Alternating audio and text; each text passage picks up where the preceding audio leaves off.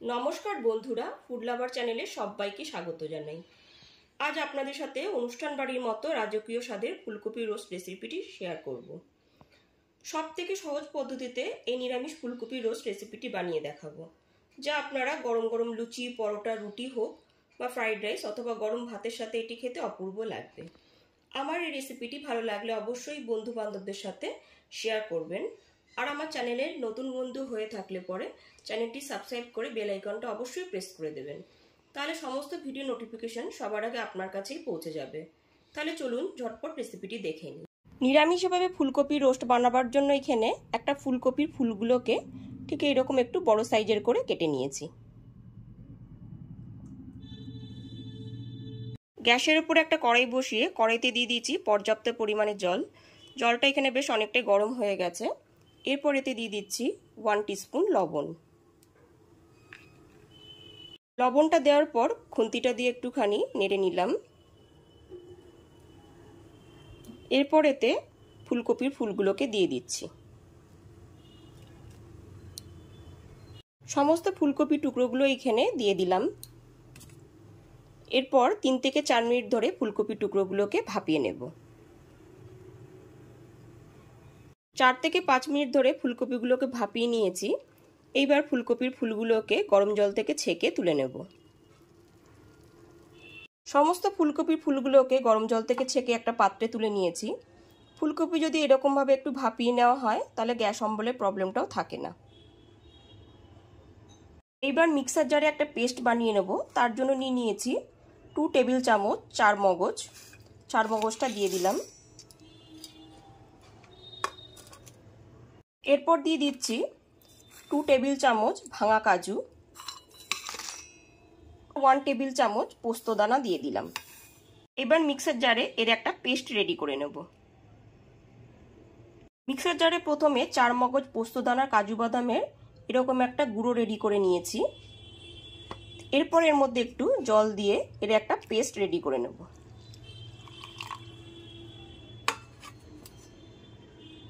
চার মগজ পোস্তদানার কাজু বাদামের পেস্টটা রেডি হয়ে গেছে।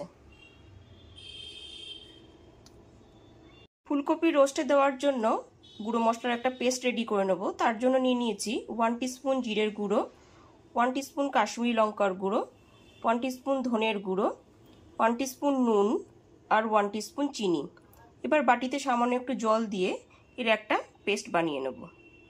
বাটিতে সামান্য একটু জল দিয়ে গুঁড়ো মশলার পেস্টটা রেডি করে নিয়েছি।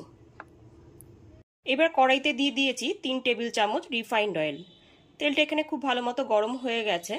এবার ভাপিয়ে রাখা ফুলকপির টুকরোগুলোকে দিয়ে দিচ্ছি। সমস্ত ভাপিয়ে রাখা ফুলকপি টুকরোগুলোকে একে একে দিয়ে দিচ্ছি।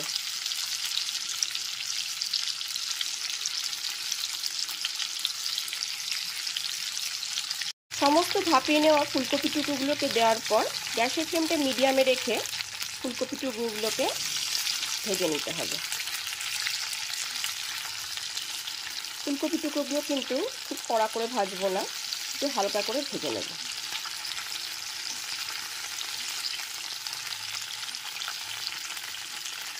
চার থেকে 5 মিনিট ধরে ফুলকপিগুলোকে হালকা করে ভেজে নিয়েছি। এইবার ফুলকপিগুলোকে তুলে নেব। সমস্ত ফুলকপির টুকরোগুলো ভেজে তুলে নেওয়ার পর কড়াইতে 1 টেবিল চামচ মতো তেল আছে। এরপর এতে 1 টেবিল চামচ ঘি অ্যাড করে দিলাম। আমি এখানে 1 টেবিল চামচ ঘি অ্যাড করেছি, তবে আপনারা চাইলে পরে পুরো রান্নাটাই ঘিতে করতে পারেন। ঘিটা এখানে খুব ভালো মতো গরম হয়ে গেছে। এইবার ফোড়নে দিয়ে দেব 2টো তেজপাতা, একটা শুকনো লঙ্কা, আর দিয়ে দিচ্ছি 3টে দারচিনি, 3টে এলাচ আর 3টে লবঙ্গ। এবার গ্যাসের ফ্লেমটা লোতে রেখে হালকা করে ফোড়নটা ভেজে নিতে হবে।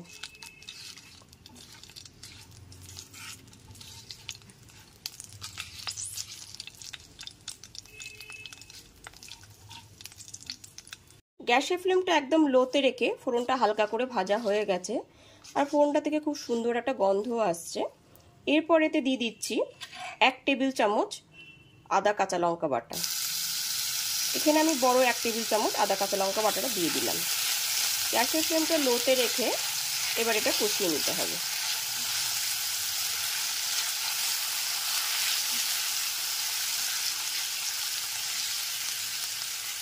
2 থেকে 3 মিনিট ধরে আদা আর কাঁচা লঙ্কা বাটাটা একটু কষিয়ে নেওয়ার পর এর মধ্যে দিয়ে দিচ্ছি গুঁড়ো মশলার পেস্টটা।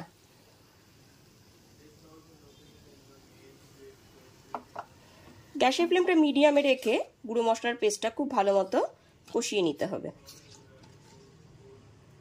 গ্যাসের ফ্লেমটা লো টু মিডিয়ামে রেখে গুঁড়ো মশলার পেস্টটাকে খুব ভালো মতো কষিয়ে নিতে হবে।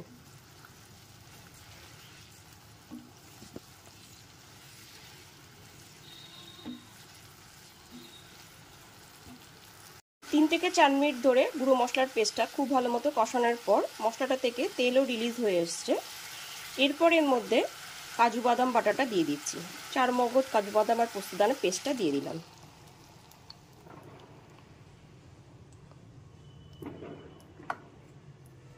মশলার বাটিটা ধুয়ে একটু জলও দিয়ে দিলাম। এবার গ্যাসের ফ্লেমটা লো টু মিডিয়ামে রেখে বেশ কিছুক্ষণ সময় ধরে মশলাটাকে কষিয়ে নিতে হবে।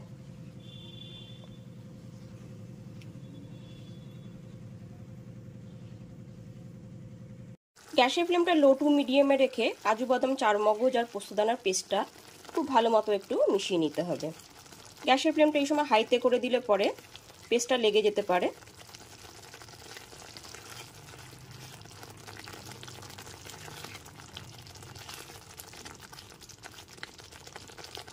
সমস্ত মশলার পেস্টটা কিন্তু খুব ভালো মতো কষানো হয়ে গেছে আর এখানে দেখুন মশলাটা থেকে তেলও রিলিজ হয়ে এসেছে।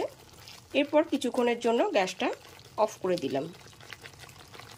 গ্যাসের ফ্লেমটা 2 থেকে 3 মিনিটের জন্য অফ করে আমি হাফ বাটি পরিমাণ টক দই দিয়ে দিচ্ছি। গ্যাসের ফ্লেমটা এইরকম অফ করে দিয়ে যদি টক দইটা দেওয়া হয় তাহলে টক দইটা কেটে যাওয়ার সম্ভাবনা থাকে না। এবার গ্যাসের ফ্লেমটা অন করে দিয়েছি। নর্মাল টেম্পারেচারে রাখা হাফ বাটি পরিমাণ ফ্যাটানো টক দই এখানে দিয়ে দিয়েছি।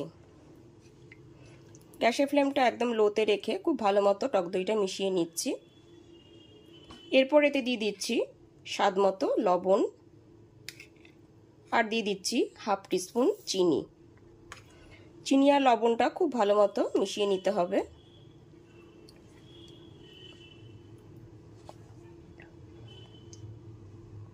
দু থেকে 3 মিনিট ধরে টক দইটা খুব ভালো মতো মিশিয়ে নেবার পর এর মধ্যে ভেজে রাখা ফুলকপির টুকরোগুলোকে দিয়ে দিচ্ছি।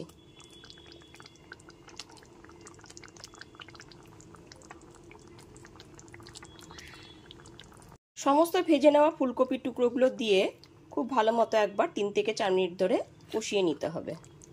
সমস্ত মশলার সাথে ফুলকপির টুকরোগুলোকে কষিয়ে নিতে হবে।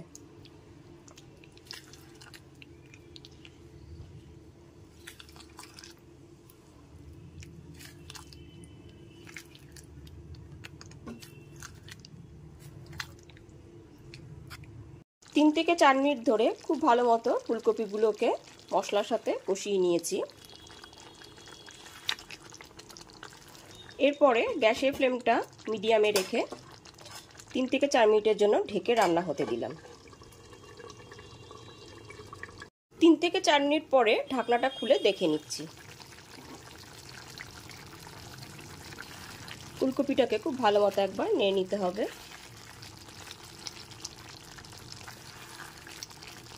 এরপর এর মধ্যে হাফ বাটি পরিমাণ দুধ দিয়ে দিচ্ছি। দুধটা দিলে পরে ফুলকপি রোস্টের স্বাদটা কিন্তু খুবই ভালো আসে। এরপর এর মধ্যে দিয়ে দিচ্ছি হাফ বাটি পরিমাণ জল। আপনারা যেরকম পরিমাণ গ্রেভি রাখতে পছন্দ করবেন ঠিক সেই পরিমাণেই জলটা অ্যাড করবেন। জলটা দিয়ে খুব ভালো মতো একবার নেড়ে নিতে হবে।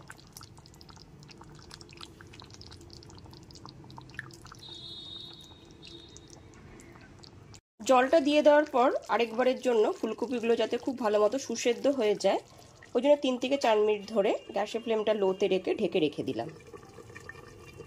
এবার ঢাকনাটা খুলে দেখে নিচ্ছি। এখানে ফুলকপিগুলো খুব ভালো মতো সুসেদ্ধ হয়ে গেছে।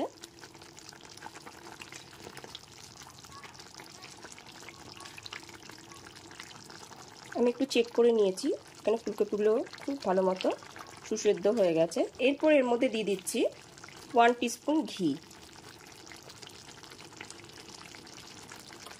আর দিয়ে দেব 1 টিস্পুন গরম মশলার গুঁড়ো। ঘি আর গরম মশলাটা দেওয়ার পর খুব ভালো মতো একবার মিশিয়ে নিতে হবে।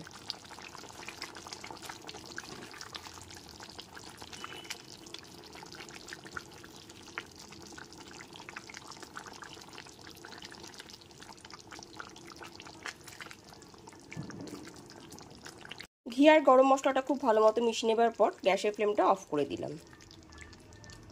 নিরামিষ এই ফুলকপির রোস্ট রুটি, লুচি, পরোটা, ফ্রাইড রাইস সব কিছুর সাথে খেতে খুবই ভালো লাগবে। গ্যাসের ফ্লেমটা অফ করে দিয়ে 3 থেকে 4 মিনিটের জন্য ঢেকে স্ট্যান্ডিং টাইমে রেখে দিলাম। এইবার একদমই ফাইনালি রেডি হয়ে গেছে নিরামিষ ফুলকপির রোস্ট। এবার এটিকে পরিবেশন করব।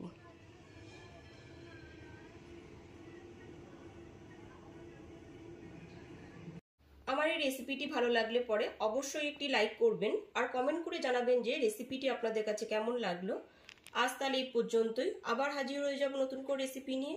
সবাই খুব ভালো থাকবেন, সুস্থ থাকবেন, ধন্যবাদ।